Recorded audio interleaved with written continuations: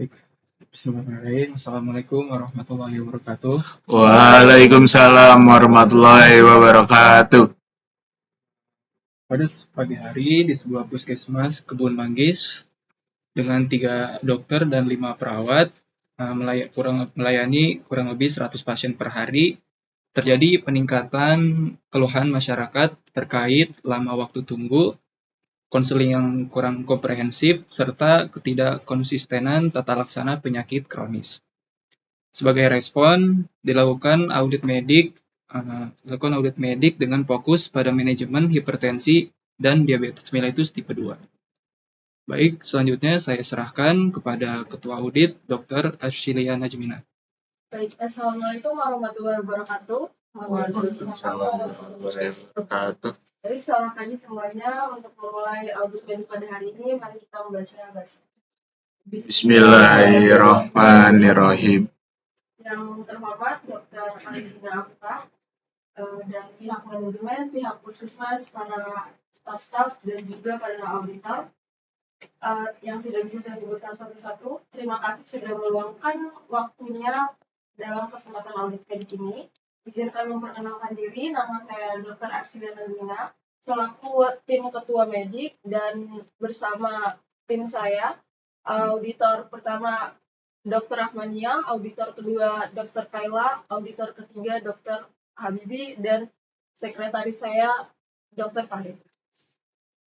Untuk pada pembahasan yang pertama, mari kita membahas pada kasus 1A. Untuk Dr. Nia dipersilakan. Baik, terima kasih Dr. Arshilia untuk waktu dan tempatnya. Sebelumnya, Assalamualaikum warahmatullahi wabarakatuh. Saya Dr. Rahmania. Di sini saya ingin membahas terkait dengan kasus.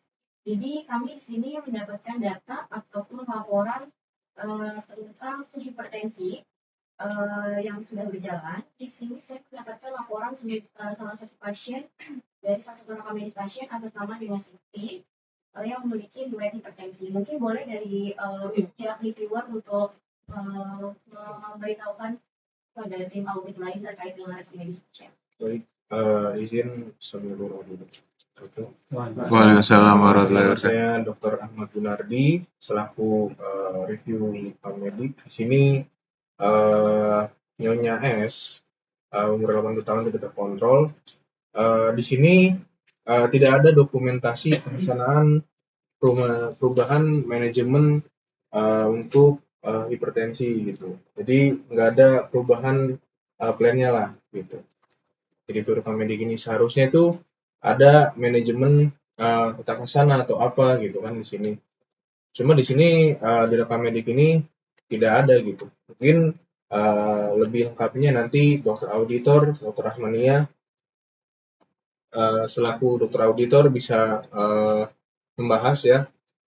Soalnya dari kemarin saya sudah berencana juga dengan Ibu Kapuskesnya gitu. Terima kasih.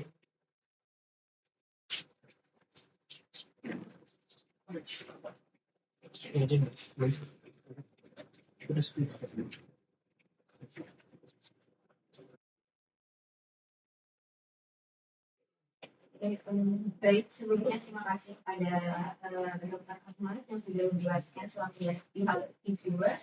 Jadi di sini saya ingin membahas terkait dengan rekam medis dari atas namanya S dengan usia 58 tahun dengan riwayat hipertensi yang datang terakhir itu tekanan darahnya 160/100. Tapi di sini saya tidak melihat adanya perubahan manajemen maupun alur pelayanan rujukan pada pasien. Sebelumnya di sini tercatat bahwa Dr. Araf sebelumnya yang melakukan pemeriksaan pada Nyonya S. Mungkin saya memberikan beberapa pertanyaan. Apakah Dr. Araf mengerti sebelumnya dengan alur pelayanan hipertensi yang sudah ditetapkan di puskesmas? Iya, saya mengerti. Baik, lalu selanjutnya, apakah Dr. Ara melakukan anamnesis awal dimulai dari gejala hipertensi spesifik hingga yang tidak spesifik? Iya, baik. Lalu apakah Dr. Ara melakukan pemeriksaan fisik dan penegakan diagnosis sesuai dengan JNC 8 yang telah ditetapkan seperti pemeriksaan tanda-tanda vital khususnya pada tekanan darah, di mana tekanan darahnya terdapat peningkatan sesuai dengan kriteria jenis 8. Lalu apakah dokter Ara juga melakukan pemeriksaan tambahan seperti pemeriksaan pada status neurologis dan juga pemeriksaan jantung paru? Sebelumnya izin dok menjawab. Jadi saya melakukan, namun saya tidak melakukan secara lengkap dikarenakan antara pasien dengan waktu itu tidak sesuai. Jadi ada keterbatasan gap keduanya, terutama di jam-jam sibuk atau hour itu pasiennya itu melonjak bisa sampai dengan 2-3 kali lipat. Jadi kami hanya melakukan bagian-bagian yang penting saja. Oke, boleh dicatat untuk notulen. Lalu selanjutnya, apakah dokter Ara melakukan penulisan resep dengan sesuai dengan standar terapi JNC seperti misalnya pada hipertensi 1 itu dimulai dari satu obat, lalu hipertensi 2 bisa dimulai dengan 2 obat kombinasi. Lalu apakah dokter Ara juga mengetahui bahwa adanya perujukan pada kriteria hipertensi? Lalu apakah dokter Ara juga mengetahui bahwa adanya target dari penurunan hipertensi?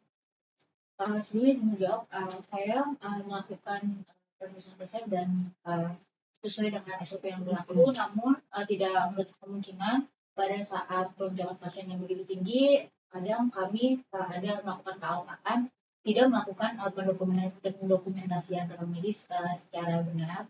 Kemudian untuk obat sendiri itu sering didapatkan pasien itu datang kembali ke kita membawa resep, ternyata obatnya itu kosong, tidak tersedia di apotek. Ibu saya untuk notulen. Lalu selanjutnya, apakah dokter Ara mengedukasi pasien dari mulai cara minum obat di rumah, lalu memberitahukan pada pasien terkait perbedaan obat jangka pendek maupun jangka panjang?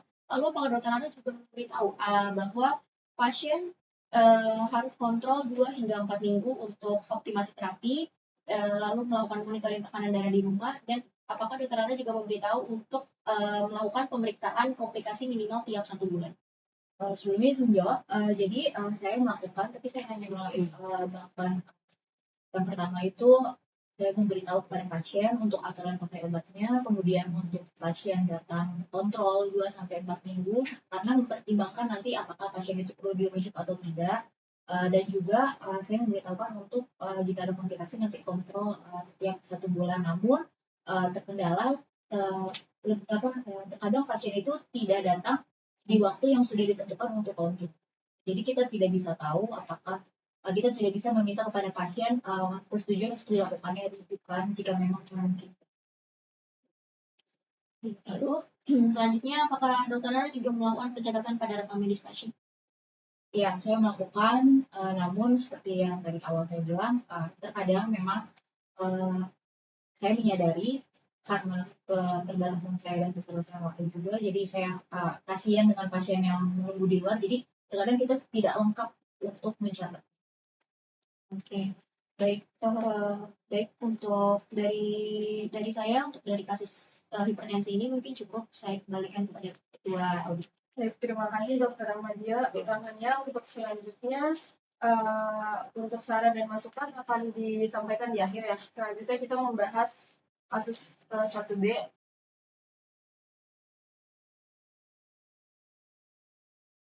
Untuk Dokter Habibie dipersilakan. Baik, terima kasih untuk yang kedua. Sebelumnya, izin memperkenalkan diri, saya Dr. Habibie, selaku auditor 2 pada audit pagi hari ini. Sebelumnya saya mendapatkan keluhan terkait penanganan dari diabetes mellitus. Mungkin salah satunya dari kasus Dr. Ahmad. Mungkin ada review dari rekam medik terlebih dahulu yang ingin menyampaikan terkait kasus ini. Baik, saya izin menyampaikan ya. Jadi Tuan anak usia 62 tahun ini sebenarnya bukannya diabetes, tapi dalam rekamnya di dokumentasi selama 1 tahun terakhir itu nggak ada pengukuran HbA1c, sama ada keluhan keluarga pasien kok dietnya nggak diatur gitu. Jadi pola makannya nggak diajarin sama dokternya, nggak diedukasi ini. Itu mungkin lebih lengkapnya Dokter Habibie selaku auditor bisa dibahas juga. Jadi bersama Dr. Angel. Saya misalkan Pak Ahmed.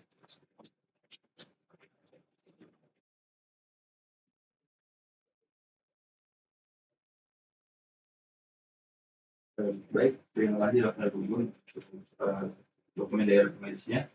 Yaitu pada kasus kedua ini, Tuan Ahmad berusia 52 tahun datang dengan kondisi DM tipe 2 yang sudah selama 5 tahun. Namun pada dokumentasi pengukuran HbA1 tidak terdapat pada rekam medisnya. Dan juga selama 1 tahun terakhir ini pemeriksaan HbA1c-nya tidak terdapat pada rekam medis. Kemudian pasien juga mengeluhkan karena tidak mengetahui terkait tentang diet dan olahraga untuk DM ini yang sebelumnya pasien ketahui dari orang lain pada DM ini diperlukan adanya diet dan olahraga. Mungkin apakah Dr. Yafi mengetahui terkait pelayanan dari DM itu? Mengetahui dok. Baik, terkait pelayanan ini, apakah Dr. Yafi melakukan anamnesis adanya keluhan polipagi, polidipsi, poligidik, dan penurunan berat badan atau keluhan tidak pada DM? Baik, apakah Dr. Yafi juga melakukan pemeriksaan GDS? Apakah Dr. Yafi juga melakukan pemeriksaan umum, pemeriksaan orium? Terakhir kali beliau datang dulu. Baik, dari hasil pemeriksaan orium itu apakah dicatat di rekam medisnya? Saya catat tuh yang terakhir. Apakah Dr. Yafi juga melakukan pemeriksaan kreatin ini? Ya. Dan apakah pemeriksaan kreatin tersebut Dr. Yafi lakukan dicatat pada rekam medisnya? Ya. Baik, apakah Dr. Yafi juga memberikan jenis obat yang sesuai dengan kondisi pasien ini? Sudah saya sesuaikan dok. Baik, berarti apakah Dr. Yafi melakukan kombinasi 3 obat pada pasien ini, di mana 3 obat ini diberikan ketika kombinasi 2 obat tidak mencapai target kontrol? Iya dok, berarti 3 obat kombinasi. Bila pasien memiliki gejala klinis terkait dengan HbA1c tinggi, apakah dipertimbangkan untuk dilakukan pemberian insulin? Saya berikan. Kemudian apakah dilakukan evaluasi HbA1c secara berkala setiap kurang lebih 3 bulan sekali, dan dilakukan penambahan atau penyesuaian obat bila target tidak tercapai? Selalu saya lakukan, tapi untuk yang pasien ini mungkin saya izin menjelaskan ya kenapa pasien itu tidak ada catatan atau rekam medis HbA1c selama 1 tahun terakhir. Karena memang untuk rekam medis pasien ini sebelumnya saya juga sudah coba lihat kembali, dan memang terakhir beliau datang itu kan beberapa minggu kemarin ya, dan itu catatan terakhir yang sekarang dipakai untuk audit. Namun catatan rekam medis sebelum ini menunjukkan tahun 2024. Jadi memang selama 1 tahun ini pasien tidak datang kontrol untuk HbA1c-nya, dan terakhir itu beliau datang bersama keluarganya bilang mengeluh. Saya dapat kabar ini dari kepala puskesmas ya, mengeluh kalau pasien itu tidak tahu harus dietnya seperti apa, dan saya tidak akan memungkiri mungkin di situ ada kesilapan saya untuk memberikan edukasi kepada beliau. Namun memang 1 tahun ini beliau tidak datang, dan terakhir kali kemarin beliau datang hanya diperiksa sesaat, namun beliau minta pulang. Jadi HbA1c dan pemeriksaan lebih lengkap lainnya itu tidak sempat dilakukan. Dan mungkin terkait edukasi ini ya, mungkin akan dibahas lebih lanjut. Silakan kembali ke Dr. Habibie terlebih dahulu. Baik, terima kasih Mas Habibie. Selanjutnya terkait pengedukasian ini, apakah dokter selalu rutin melakukan edukasi pada pasien? Iya, saya lakukan dok.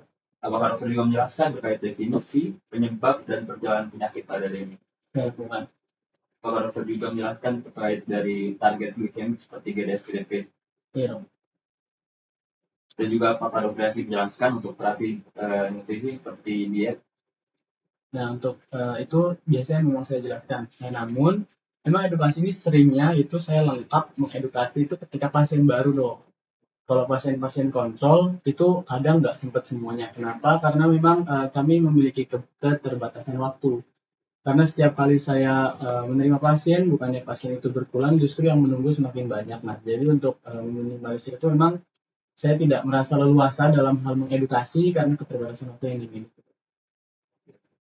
Selanjutnya apakah dokter juga menjelaskan terkait jenis obat, cara penggunaan, dan efek samping? Saya jelaskan. Bapak dokter juga menjelaskan untuk cara cek gula dan cara mandi pada pasien. Selanjutnya, Bapak juga menjelaskan untuk dilakukan pencegahan komplikasi pada pasien ini. Mungkin terakhirnya Bapak dokter juga menjelaskan pada pasien untuk melakukan gaya hidup sehat seperti berhenti merokok, rajin olahraga, dan lain-lain.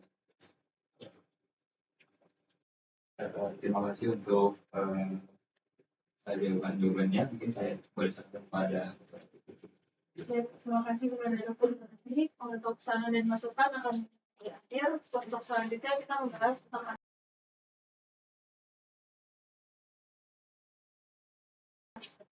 untuk Dr. Kayla.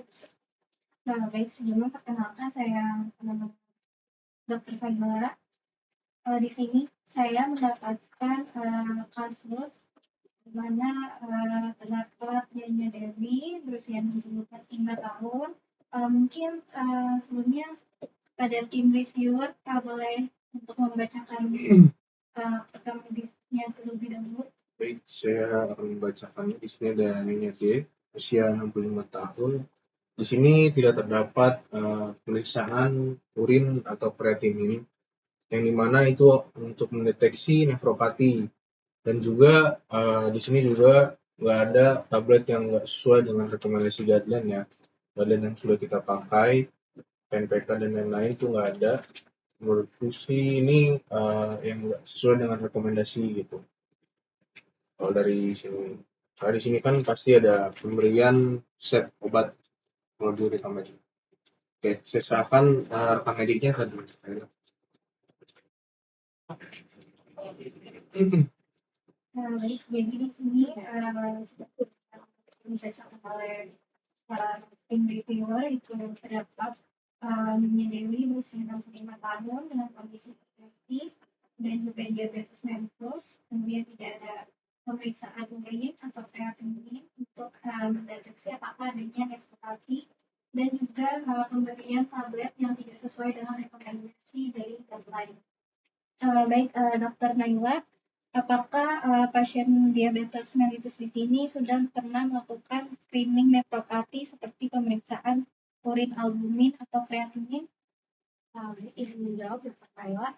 Baik, sebelumnya sebenarnya kami dari pihak puskesmas biasanya melakukan screening nefropati pada pasien DM secara berkala. Namun pada kasus Nyonya D ini kebetulan memang belakangan ini kesulitannya itu terjadi karena reagen acara itu sedang kosong dari puskesmas kami dan pengadaan kami itu masih dalam proses. Namun nanti bila reagen ini tersedia kembali, maka screening akan kami lanjutkan seperti biasa supaya tetap sesuai dengan standar. Baik. Kemudian saya juga melihat dari beberapa pasien DM dengan hipertensi ini sudah memakai S inhibitor dan juga ARB, dan kenapa tidak sesuai dengan standarnya, Dok? Baik, izin menjelaskan kembali Dr. Kayla, untuk tidak sesuai dengan guideline itu betul memang karena kelalaian dari saya dan juga karena belakangan ini dari rekam medis itu belum ada pemeriksaan untuk screening nefropati. Selain itu juga memang kelalaian dari saya, seharusnya pasien dengan diabetes, hipertensi dan juga albuminuria itu sudah direkomendasikan untuk memulai dengan S inhibitor ataupun ARB agar tetap sesuai dengan guideline. Namun pada kunjungan sebelumnya pada kasus Nyonya D ini, saya masih melanjutkan obat yang lama tanpa mengevaluasi ulang kebutuhan S inhibitor atau ARB sesuai dengan standar. Ini merupakan bentuk kelalaian dari saya, dan tentunya saya nanti kedepannya akan memperbaiki dan lebih mengevaluasi lagi regimen antihipertensi yang harusnya saya berikan kepada pasien sesuai dengan guideline yang. Kemudian apakah konseling ini diberikan pada setiap pasien yang mengambil obat? Izin menjawab, Dr. Kayla. Sebenarnya saya sebisa mungkin saya selalu melakukan konseling tentang obat kepada setiap pasien yang saya lakukan pengobatan. Namun pastinya dari saya juga ada kelalaian atau ketidakkonsistenan, dan juga karena sumber daya manusia untuk bagian farmasi di puskesmas itu masih kurang dan juga antrean yang cukup tinggi juga, sehingga konselingnya hanya bisa saya berikan pada pasien tertentu, misalnya ada pasien yang baru atau pasien yang ingin melakukan perubahan pengobatan seperti itu. Tapi saya mencoba untuk membuat alur konseling yang seminimal mungkin agar tetap terlaksana kepada semua pasien. Kemudian pertanyaan terakhir itu untuk pemeriksaan lab yang tidak tersedia di puskesmas, apakah pasien sudah dirujuk? Izin menjawab Dokter Naila, belum semuanya untuk saat ini karena memang selama ini mungkin alur rujukan memang sudah tersosialisasi, tapi saya merasa selama ini tuh belum tersosialisasi setiap bulannya dengan baik. Jadi mungkin banyak alur rujukan yang belum tersosialisasi, jadi banyak pasien yang saya belum melakukan rujukan untuk tes ke lab yang lain kalau misalnya di puskesmas itu belum tersedia tes tersebut. Baik dokter, untuk selanjutnya diserahkan kepada Dokter. Baik semuanya, terima kasih untuk pada Bapak Ibu atas masukan dan sarannya. Sebelumnya izinkan saya membacakan masalah inti dalam masing-masing setiap kasus. Untuk kasus pertama, ketidaktersediaan obat karena habis dan ada satu dan lain hal yang tidak dokter lakukan pemeriksaan, apakah benar? Baik, untuk selanjutnya untuk kasus yang kedua, keterbatasan waktu karena pasien dalam 1 tahun belakangan tidak kontrol lagi dan kemungkinan kealpaan pasien dan dokter sehingga terjadi miskomunikasi dari dua belah pihak, apakah benar? Baik, selanjutnya untuk kasus ketiga, meminta rujukan lab di mana ketidaktersediaan reagennya dan tidak ada ketidaklengkapan obat. Baik, untuk selanjutnya kami buka ruang diskusi terbuka untuk mengevaluasi kepada Dr. Fariza, dipersilakan. Baik, terima kasih Dr. Arsilia atas kesempatannya. Sebelumnya dari Bapak Ibu, izinkan saya untuk melanjutkan kegiatan pada hari ini, yaitu dengan membuka saran dan evaluasi terkait program kerja yang akan dilakukan oleh Puskesmas. Baik dari Bapak dan Ibu dan Dokter, ada yang ingin memberikan saran atau evaluasinya terlebih dahulu? Silakan Dokter Ines. Ya baik, sebelumnya perkenalkan terlebih dahulu. Saya perwakilan dari pihak manajemen layanan. Di sini pertama saya ingin menanggapi mengenai ketidaktersediaan obat. Nah, di mana ini berkaitan dengan SOP pengelolaan obat ya. Untuk SOP pengelolaan obat itu sendiri sebenarnya sudah ada dan sudah kami sosialisasikan. Nah, namun memang belum optimal ya dikarenakan memang kami masih menggunakan untuk monitoring dan sosialisasi itu kami masih menggunakan kartu stok obat atau menggunakan kertas secara manual, sehingga untuk gap ketersediaan obat dengan ketersediaan real di lapangan itu rentan terjadi dikarenakan kami hanya menulis obat masuk dan obat keluarnya saja dengan secara manual gitu.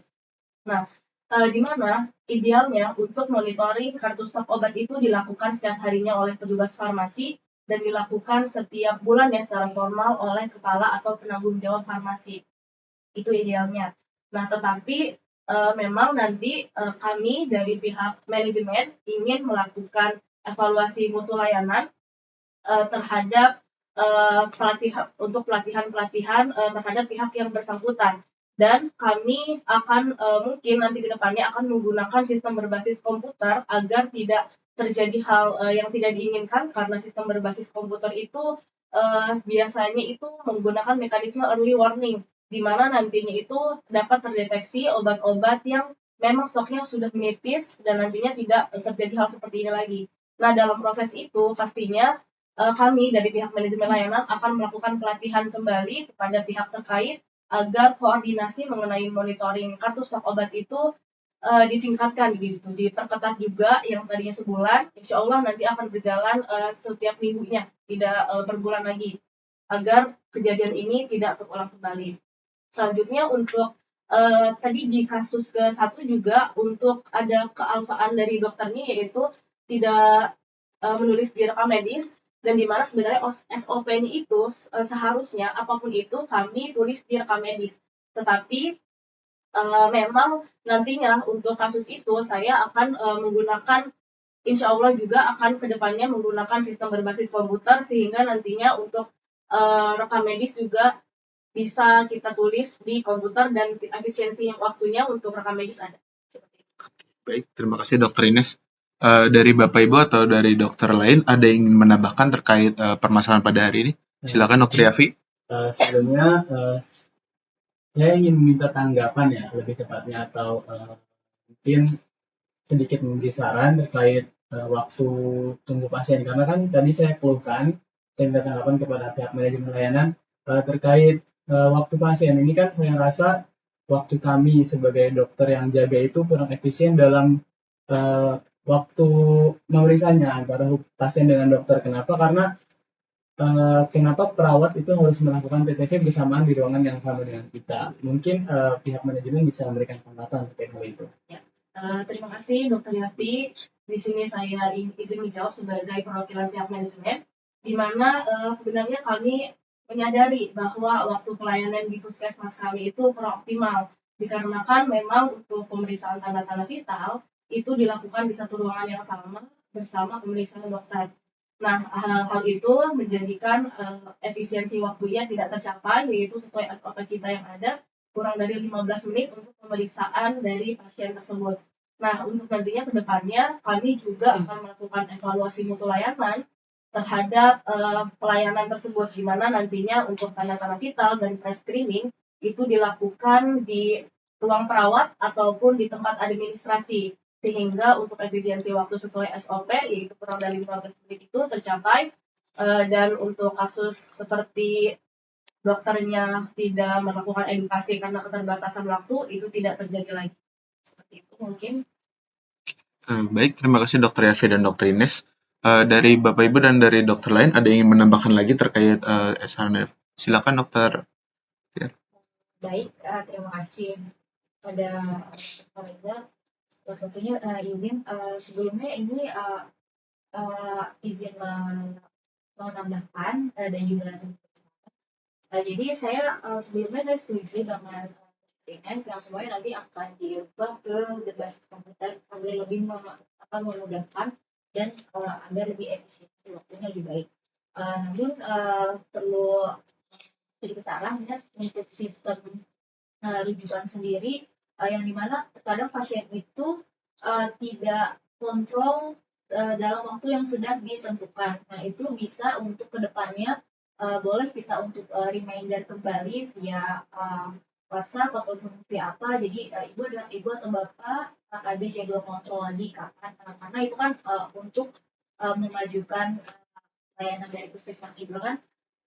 Kemudian untuk obat apabila memang stok obat pada saat itu sedang habis, bisa nanti pasien dibuatkan kopi resepnya, kemudian meminta persetujuan juga kepada pasien apakah pasien ini di luar ataukah ini menunggu obat itu sampai tersedia. Namun kita juga harus memberitahukan berapa estimasi waktunya.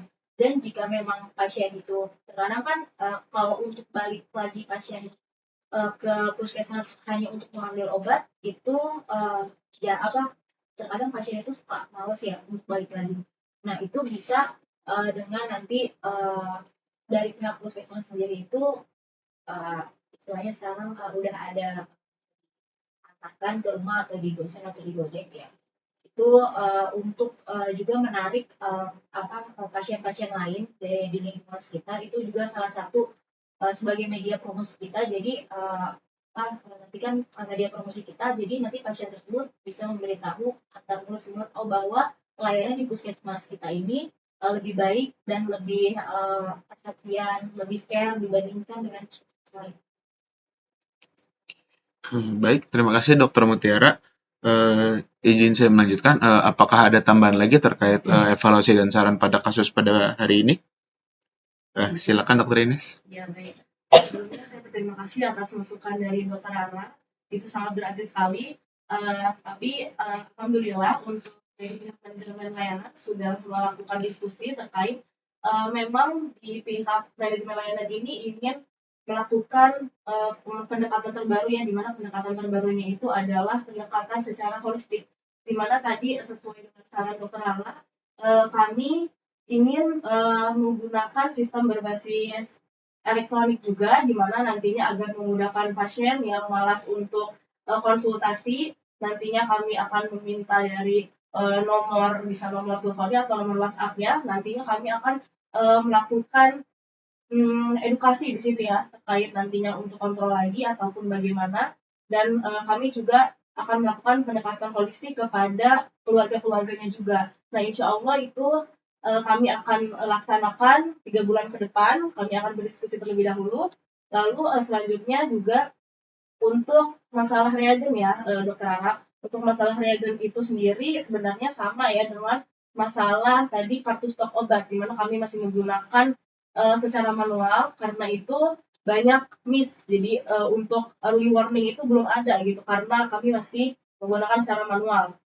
Nah, untuk reagen juga ini sebenarnya terkait dengan koordinasi antara pihak lab dengan pihak farmasi gitu. Jadi nanti kami juga akan melakukan pelatihan kembali dengan pihak farmasinya. Lalu selanjutnya izinnya untuk Dokter Naila. Tadi Dokter Naila apakah benar menyebutkan bahwa Dokter Naila itu ada kealpaan dari guideline yang ada ya untuk hipertensi dan diabetes. Iya, dan ada nefropati. Oh iya. Ya baik, Dokter Naila, di sini sebenarnya untuk SOP itu sendiri sudah kami sosialisasikan, namun memang belum optimal dikarenakan saya menyadari keterbatasan dalam sosialisasi itu. Kami hanya mensosialisasikannya di awal saja gitu, tidak berkala. Nanti ke depannya insya Allah kami akan melakukan sosialisasi secara berkala, minimal setiap bulannya agar tidak terjadi hal seperti ini lagi dan terulang lagi. Nanti untuk dokternya juga kami akan melakukan untuk sistem individunya, nanti kami akan melakukan pelatihan dan pembinaan kepada dokternya agar sesuai dengan SOP yang sudah ada di puskesmas ini.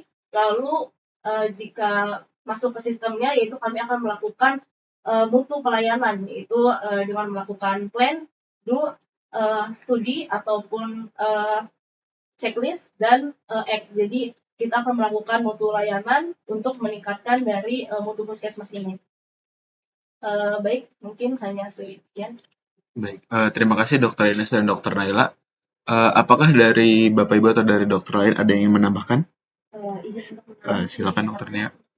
Mungkin nanti mungkin tadi untuk masalah sosialisasi terkait perubahan alur ya, itu udah dijelaskan. Mungkin nanti untuk perubahan pelayanan, alur pelayanan jadi pada pasien datang melakukan pemeriksaan KTP itu mungkin bisa dibuatkan webinar ataupun kita sosialisasikan kepada seluruh staf agar khususnya mungkin security yang di depan itu bisa melakukan pengarahan pada pasien terkait dengan alur pelayanan. Mungkin dari saya itu sih, buat catatan sedikit untuk Baik, terima kasih Dokter Nia. Baik, ada tambahan lain terkait kasus pada hari ini?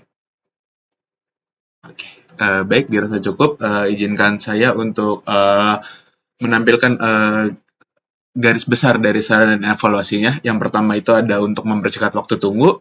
Yang kedua itu ada evaluasi dan monitoring stok obat dan reagen berbasis komputer. Yang ketiga itu ada rekam medis berbasis komputer. Dan yang keempat ada pelatihan dan evaluasi staf puskesmas setiap 1 bulan sekali. Baik, terima kasih atas kesempatannya. Saya kembalikan kepada Dr. Arsilia.